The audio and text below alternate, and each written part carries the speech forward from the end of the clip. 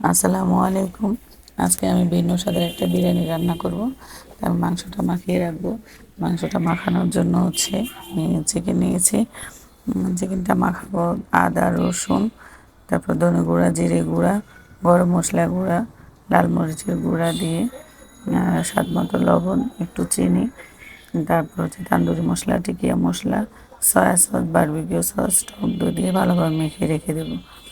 এখন আমি চালটা ভাজার জন্য চালে পেঁয়াজ আর গরম মশলা দিয়ে আমি যে মাংসটা মাখানোর যে মশলা ওইটা ভালোভাবে কষিয়ে নেব।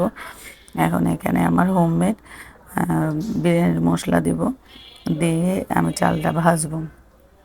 চালটা ভাজি হয়ে গেলে আমি ফুটন্ত চিকেনগুলো আলাদা ফ্রাই করে নেব একটু বাটার দিয়ে। ওই বাটারের চিকেনগুলো আমি যে রাইসের সাথে দিয়ে আমি ফুটন্ত গরম পানি দিব। ফুটন্ত গরম পানি দিয়ে আমি একটু চিনি আর একটু গুঁড়ো দুধ দেবো।